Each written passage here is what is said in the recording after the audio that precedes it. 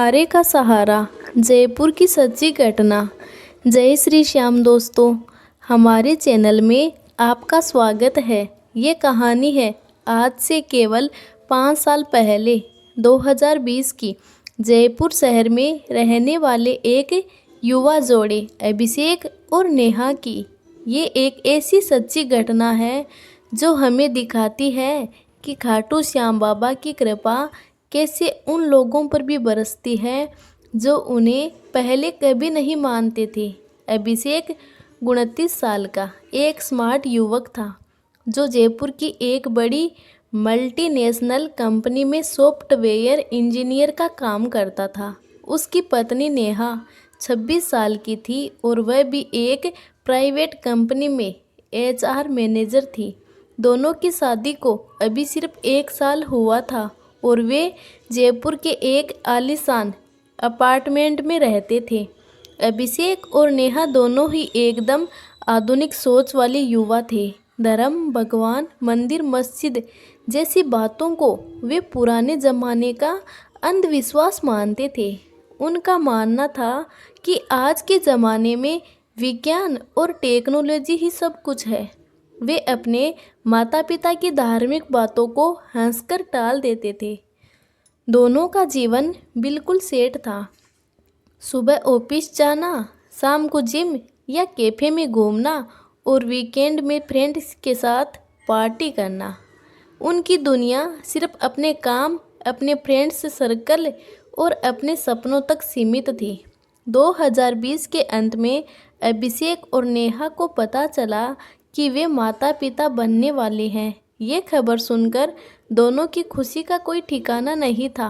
दोनों ने तुरंत अपने माता पिता को ये खुशखबरी सुनाई। अभिषेक के माता पिता अजमेर में रहते थे। उसकी माँ सुनैना देवी एक पारंपरिक हिंदू महिला थी जो हर दिन पूजा पाठ करती थी। जब उन्हें पोते या पोती के आने की खबर मिली तो उनकी आंखों में खुशी के आंसू आ गए। सुनैना जी ने फ़ोन पर अभिषेक से कहा, बेटा ये तो बहुत खुशी की बात है। अब नेहा को बहुत सावधानी से रहना होगा। कुछ महीनों के लिए उसकी नौकरी छुड़वा दे और मैं वहाँ आ जाती हूँ। बच्चा होने तक मैं नेहा का पूरा ख्याल रखूँगी। लेकिन नेहा ने साफ इनकार कर दिया। उसने अभिषेक से कहा, देखो अभिषेक, आज के ज़माने में किसी की ज़रूरत नहीं पड़ती। तुम्हारी माँ बहुत पुराने विचारों की है। मैं एक अच्छी मेड रख लूँगी अपने ध्यान रखने के लिए। ज़रूरत पड़ी तो एक नर्स भी हायर कर लेंगे। अभिषेक भी नेहा की बात मान गया। उसे भी लगता था कि आज के समय में सब कुछ पैसों से हो सकता है। नेहा ने अपना पूरा ध्यान रखा। उसने 2 मेड रख ली, एक घर के कामों के लिए और दूसरी अपनी देखभाल के लिए।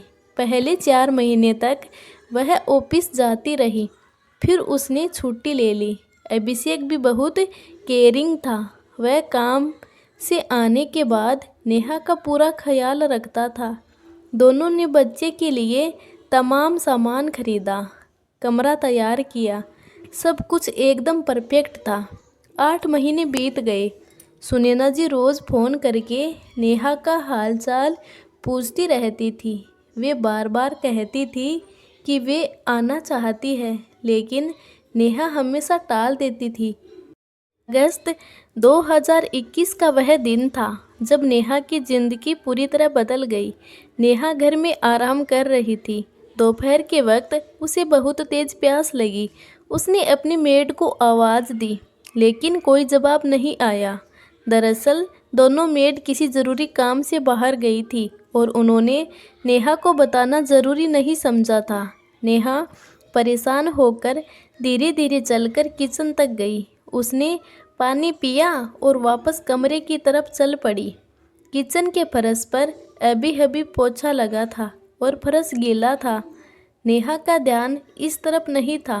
अचानक उसका पैर फिसला और वह बहुत ज़ोर से पेट के बल ज़मीन पर गिर पड़ी। नेहा का दर्द से बुरा हाल था। वह ज़ोर ज़ोर से चिल्ला रही थी, लेकिन घर में कोई नहीं था। दर्द इतना भयानक था कि वह उठ भी नहीं पा रही थी। आधे घंटे बाद दर्द की वजह से वह बेहोश हो गई। शाम को जब मेड वापस आई तो उसने नेहा को बेहोशी की हालत में पाया। वे घबराकर तुरंत अभिषेक को फ़ोन करने लगी। अभिषेक ऑफिस छोड़कर तुरंत घर आया और नेहा को हॉस्पिटल ले गया। डॉक्टर ने जांच के बाद बताया कि माँ और बच्चा दोनों ठीक है। अभिषेक को थोड़ी राहत मिली और वे घर वापस आ गए। सितंबर 2021 में नेहा की डिलीवरी हुई। एक प्यारा सा बेटा पैदा हुआ। अभिषेक और नेहा की खुशी का कोई ठिकाना नहीं था।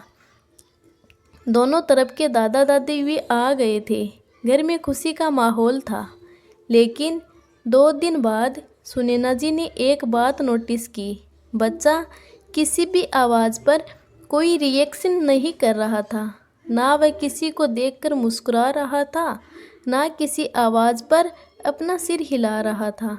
सुनैना जी ने अपनी चिंता सबके साथ साझा की। सब लोग तुरंत बच्चे को लेकर हॉस्पिटल गए। डॉक्टर ने बच्चे का विस्तार से चेकअप किया। रिपोर्ट आई और उसे सुनकर सबके होश उड़ गए।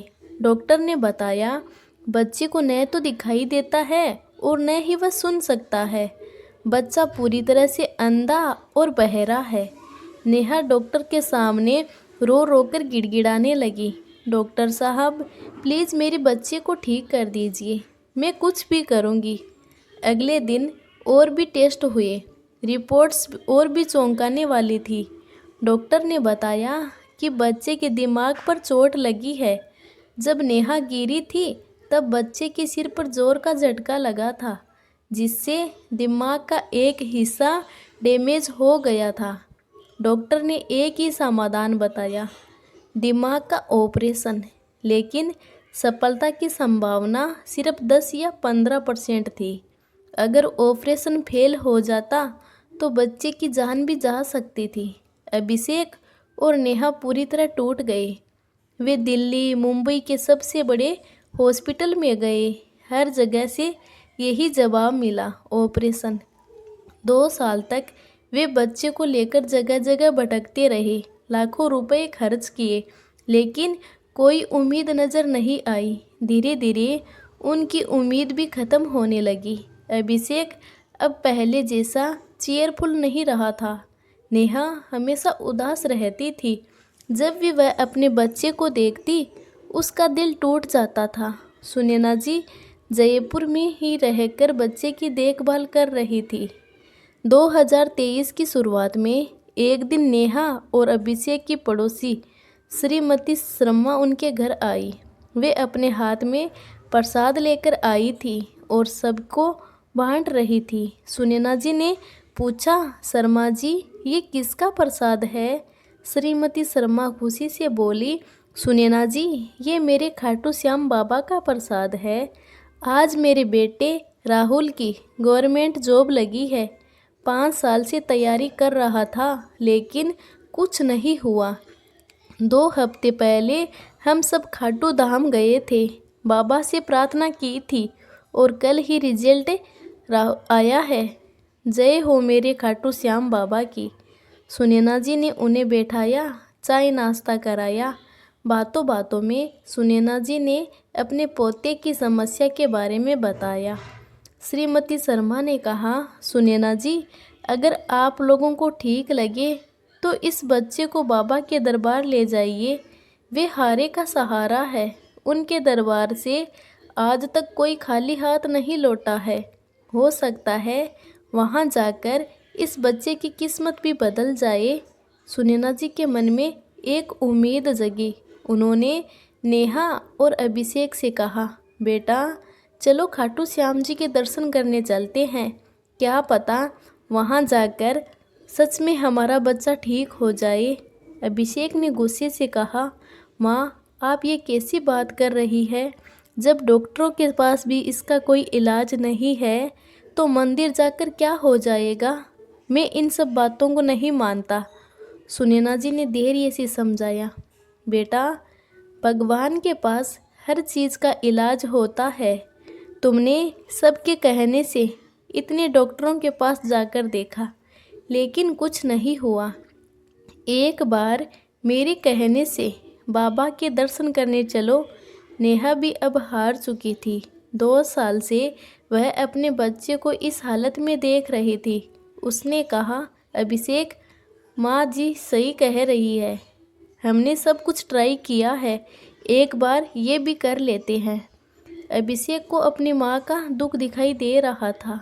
वह जानता था कि माँ रात दिन उसके बच्चे के लिए परेशान रहती है। आखिरकार वह मान गया।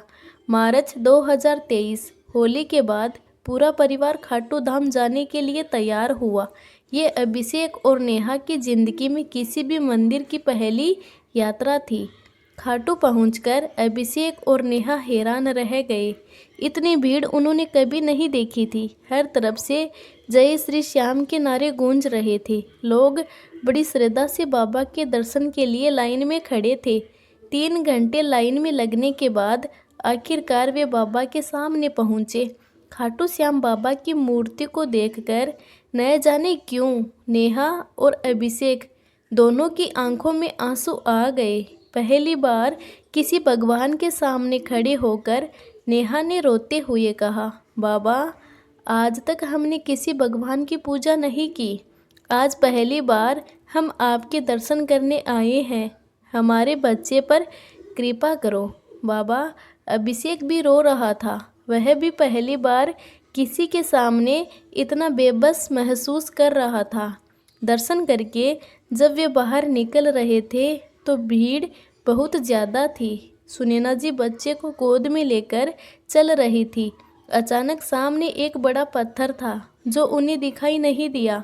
सुनैना जी का पैर पत्थर से टकराया और वे बच्चे को लेकर गिर गई। बच्चे का सिर पत्थर से टकराया और तेजी से खून बहने लगा। अभिषेक चिल्लाया, माँ, ये क्या हो गया? तुरंत बच्चे और सुनैना जी को पास के हॉस्पिटल में भर्ती कराया गया। सुनैना जी को थोड़ी चोट आई थी, लेकिन बच्चा बेहोशी की हालत में था। अभिषेक को बहुत गुस्सा आया। उसने माँ से कहा, माँ, ये सब आपकी वजह से हुआ है। ना हम यहाँ आते और ना हमारे बच्चे का ये हाल होता। पूरी रात बीत गई। डॉक्टर्स भी परेशान थे कि बच्चा होश में क्यों नहीं आ रहा। सुबह 6 बजे अचानक बच्चे ने अपनी आँख खोली। नेहा ने उसे अपनी गोद में लिया। बच्चा मुस्कुराकर सबको देख रहा था, लेकिन इस बार कुछ अलग था। बच्चा सबके इशारों को समझ रहा था। जब कोई तालियां बजाता तो वह उस तरफ देखता था। जब कोई उसका नाम लेता तो वह मुस्कुराता था। डॉक्टर ने आकर बच्चे को चेक किया। वह हैरान रह गया। उसने कहा, ये तो चमत्कार है। ये बच्चा अब देख भी सकता है और सुन भी सकता है। नेहा और अभिषेक को अपनी आंखों पर यकीन नहीं हो रहा था। 2 साल से जो बच्चा कुछ नहीं देख सकता था, कुछ नहीं सुन सकता था, आज वह बिल्कुल नॉर्मल था। नेहा ने बच्चे को कसकर गले लगाया और रोते हुए कहा, हे खाटू श्याम बाबा, आपका लाख लाख शुक्रिया। अभिषेक के मुंह से भी निकला, जय श्री श्याम। डॉक्टर ने कहा, मैं 20 साल से इस फील्ड में हूँ, लेकिन ऐसा चमत्कार पहली बार देखा है। ये बच्चा मेडिकल साइंस के हिसाब से कभी ठीक नहीं हो सकता था। अगले दिन पूरा परिवार फिर से खाटू श्याम बाबा के दर्शन करने गया। इस बार वे सिर्फ शुक्रिया अदा करने आए थे। नेहा और अभिषेक बाबा के सामने रोते हुए खड़े थे। अभिषेक ने कहा, बाबा, आज से पहले मैंने कभी आप पर विश्वास नहीं किया था। आज मैं समझ गया हूँ कि आप सच में हैं। आपने मेरे बच्चे को नई जिंदगी दी है। नेहा ने हाथ जोड़कर कहा, बाबा, आज के बाद हर महीने आपके दर्शन करने आएंगे। जयपुर वापस जाकर पहला काम ये किया कि अपने घर में खाटू श्याम बाबा की तस्वीर लगाई। अब रोज़ सुबह शाम बाबा की आरती करते हैं। आज 2025 में वह बच्चा 4 साल का हो गया है, बिल्कुल नॉर्मल और हेल्दी। स्कूल जाता है, खेलता है, बातें करता है।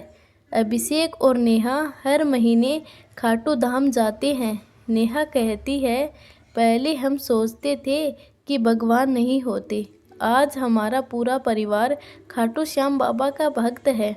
अभिषेक का कहना है, मैं एक इंजीनियर हूँ, साइंस में विश्वास करता था, लेकिन जो हमारे साथ हुआ है उसे साइंस से एक्सप्लेन नहीं किया जा सकता, ये सिर्फ बाबा का चमत्कार है। सुनैना जी का कहना है, मैंने हमेशा कहा था कि भगवान सबकी सुनते हैं। मेरे पोते को नई जिंदगी देकर बाबा ने ये साबित कर दिया। उनका बेटा अर्जुन आज बिल्कुल नॉर्मल बच्चों की तरह है, पढ़ाई में तेज है और बहुत शरारती भी। जब भी कोई घर आता है तो अर्जुन उनसे कहता है, मुझे खाटू श्याम बाबा ने ठीक किया है। ये कहानी सिर्फ एक कहानी नहीं है, ये एक सच्ची घटना है जो हमें दिखाती है कि खाटू श्याम बाबा की कृपा कैसे असंभव को संभव बना देती है। अभिषेक और नेहा जैसे लोग जो पहले भगवान को नहीं मानते थे, आज उनके सबसे बड़े भक्त हैं। इस कहानी का संदेश यही है कि खाटू श्याम बाबा सच में हारे का सहारा है। जब इंसान की सारी उम्मीदें टूट जाती है, सारे दरवाजे बंद हो जाते हैं, तब बाबा का दरवाज़ा हमेशा खुला रहता है। तो दोस्तों, अगर ये कहानी आपको अच्छी लगी हो तो लाइक ज़रूर करें और चैनल को सब्सक्राइब करना बिल्कुल न भूलें, क्योंकि बाबा के चमत्कारों से जुड़ी कहानियाँ हम लाते रहते हैं। और कमेंट में जय श्री श्याम लिखकर ज़रूर जाइए। धन्यवाद। जय श्री श्याम।